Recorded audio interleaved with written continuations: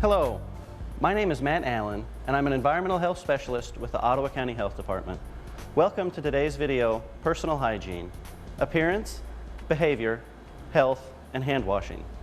In today's video, we will be discussing personal hygiene with a particular focus on appearance, behavior, employee health and illness, and hand washing.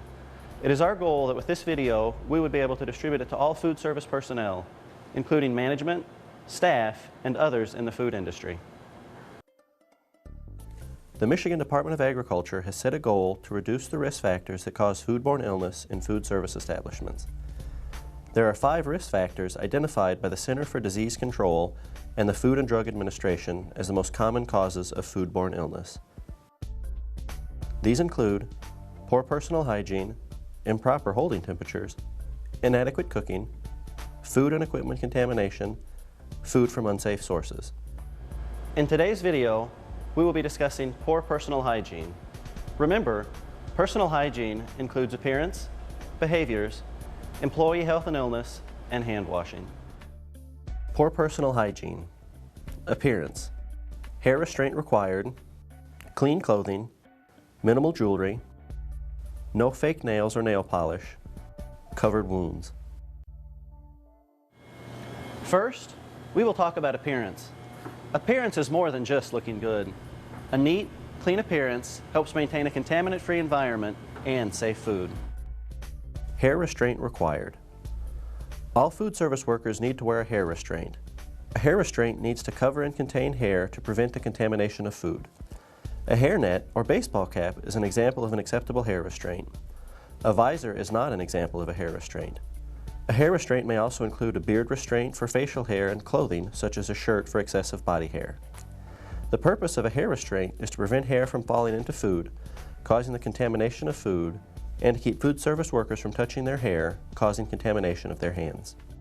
Food service workers handling only prepackaged food or having minimal contact with uncovered food are not required to wear a hair restraint. For example, a waitress that carries food on trays would not need a hair restraint.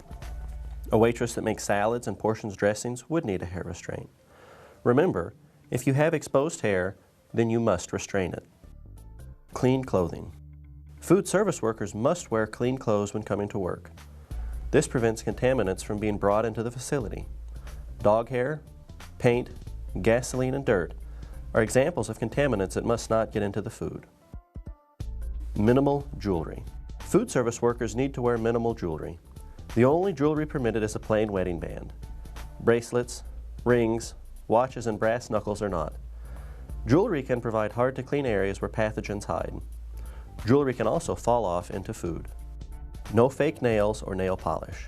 Food service workers must keep their nails clean and short so that bacteria and contaminants do not build up beneath them. Food service workers should be encouraged to not wear nail polish or fake nails. If nail polish or fake nails are worn, then workers must wear gloves at all times when handling food. Covered wounds. Food service workers must cover open wounds. Wounds can be a source of bacteria that cause contamination of food and an outbreak of foodborne illness. Wounds on exposed body parts, particularly hands and arms, must be covered with a bandage and a protective layer. For example, a shirt or glove. Use brightly colored bandages so they are easily observed if they fall off. You need to restrict employees with severe, weeping, and open wounds on hands and arms to certain jobs away from food. For example, a dishwasher has a large cut on his hand and must clean tables, sweep, and rotate boxes until the wound has healed. Appearance is about more than just looking good. It is being prepared to do a good job. A clean appearance keeps the food safe and the customers coming back for more. Poor personal hygiene. Behaviors. No smoking. No eating, no gum chewing, covered beverages, proper tasting, no bare hand contact. Poor personal hygiene is the #2 cause of foodborne illness. Your personal hygiene behaviors directly affect the safety and quality of food made. No smoking. Smoking is not allowed in any food area such as the kitchen, food storage, or food preparation areas. Smoking contaminates both food and your hands. In Michigan, smoking is not allowed anywhere in the facility or where food or beverage is intended to be consumed. Have a designated smoking area outside the building where employees can go for break and make sure they wash their hands when they return. No eating. Eating is not allowed in any food area such as the kitchen, food storage, or food preparation areas. Eating contaminates food and your hands. Saliva can carry bacteria such as Staphylococcus aureus that can cause foodborne illness. Eating should be done in an approved, designated location or break room. No gum chewing. Gum chewing is not allowed by food service workers. Saliva can spray from a person's mouth and accidentally contaminate the food or food contact surface where someone is working. The same goes for toothpicks, suckers, and candy. Covered beverages. You are allowed to have a beverage with a lid and straw or a to-go style lid. The purpose of the approved lid is to prevent your mouth and hand from touching the same place on the cup and saliva contaminating your hands. Twist-off caps, pull-up caps, or wide-mouth cans are not approved. A single service cup filled, drank from once, and immediately discarded is also acceptable. If used, employee beverages must be properly stored in a break room, on a lower shelf, or in an approved designated location. Employee beverages must not be stored on a prep table or in an area where food or food contact surfaces can be contaminated. Proper tasting. Tasting is allowed, but it must be done with care. A clean utensil is dipped into the food, and the chef immediately tastes the food and then places the now contaminated utensil with the dirty dishes. A tasting utensil must never be used more than once. Improper tasting of food can lead to contamination when the used utensil goes back into the food. Remember, tasting is not sampling. No bare hand contact. Ready-to-eat foods must be handled with gloves or utensils and not your bare hands. Examples of ready-to-eat foods include, but are not limited to, cooked foods, breads, salads, sandwiches, fruit, vegetables, and garnishes. Your bare hands are a source of contamination. Wearing gloves or using utensils such as tongs, toothpicks, deli tissues, bar swords, and scoops can prevent contamination of food. Sloppy employee behaviors result in poor personal hygiene. Small changes in behaviors can prevent foodborne illness. Poor personal hygiene, employee illnesses. Big Five: Salmonella, Shigella, E. coli, norovirus, hepatitis A.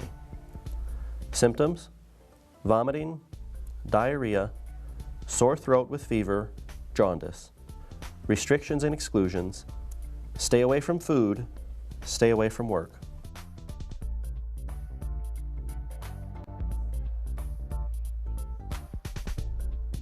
The illnesses of food service workers cause foodborne outbreaks. Every food service establishment must have an employee illness policy. This policy should detail illnesses, symptoms, and what actions to take. Ideally, a written plan would be shared with each employee and posted in the facility for reference. Raising the awareness about employee illnesses can help prevent foodborne illness outbreaks. The Big Five foodborne illnesses, which are most likely to cause foodborne illness outbreaks, are Salmonella, Shigella, E. coli 0157H7, norovirus, and hepatitis A. The Big Five spread easily and cause severe illness. These diseases must be reported to the health department. If you suspect you have one of these or have been exposed, contact a healthcare provider. Symptoms: food service workers must not work if they are having symptoms of vomiting, diarrhea, sore throat with fever, or jaundice. You could easily transmit your illness to food, coworkers, or customers during stocking, handling, preparation, cooking, and serving. If symptoms get worse or do not go away, then contact a healthcare provider. Employees must be notified that they are required to report these symptoms to a manager, and the manager must take appropriate action. A manager must restrict or exclude sick workers based on their illness and symptoms. Restrictions and exclusions. You may not work with vomiting, diarrhea, or untreated jaundice. A diagnosis with any of the Big Five illnesses excludes a food service worker from working in a food service establishment until it is proven you are no longer ill. Food service workers that are ill with minor symptoms or recently allowed back to work after severe illness should be restricted from handling food and food contact surface. For example, sweeping floors, handling trash, or holding a sign on the street corner would be approved. A good rule of thumb is not to return to work until 48 hours after symptoms end, or not until you have received 2 negative stool samples.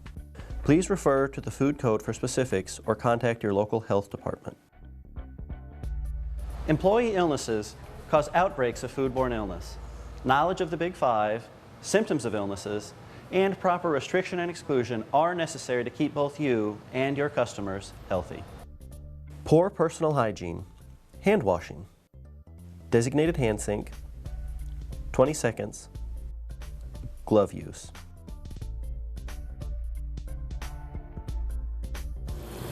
Food handlers must wash their hands to prevent contaminating food and food contact surfaces.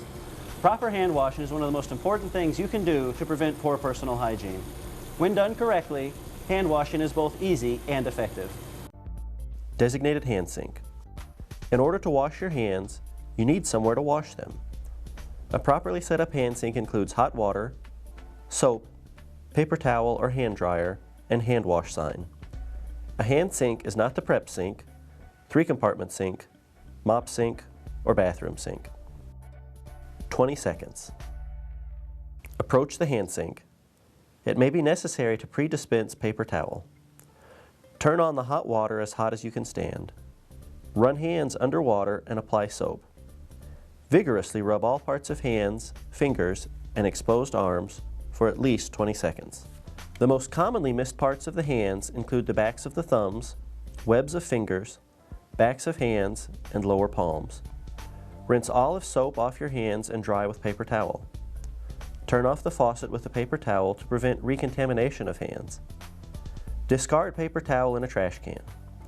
If you have an air dryer for your hands, you may still need to use paper towel to turn off the faucet. Glove use. Proper hand washing results in clean hands. Gloves must go on clean hands. As was mentioned previously, bare hand contact is not allowed with ready-to-eat foods, and gloves are an approved barrier. If you choose to wear gloves, you must wash your hands first to prevent contamination of the gloves. Proper hand washing effectively cleans hands and prevents foodborne illness. There's no excuse for not washing your hands properly or often. Taking an active role in your establishment is critical to the prevention of foodborne illness. Following the techniques of good personal hygiene through emphasizing appearance, behavior, employee health, and hand washing can reduce the risk of foodborne illness. Good personal hygiene is everyone's responsibility. Can you answer yes to the following questions? Do you know the proper technique for washing your hands? Do you know the Big Five illnesses and when to exclude ill workers? Do you wear a hair restraint when working? Do you wear gloves to prevent bare hand contact? Do you leave the kitchen to eat or smoke? Are all your hand sinks properly stocked and accessible? Have you trained your employees about good personal hygiene? If you answered no to any of the questions above, how will you make changes? Remember to wash your hands, exclude ill employees from the establishment, and do not let yourself be the source of contamination that causes a foodborne illness outbreak. I'm Matt Allen with the Ottawa County Health Department, and I would like to thank you for watching this video, Personal Hygiene, Appearance, Behaviors, Employee Health, and Hand Washing.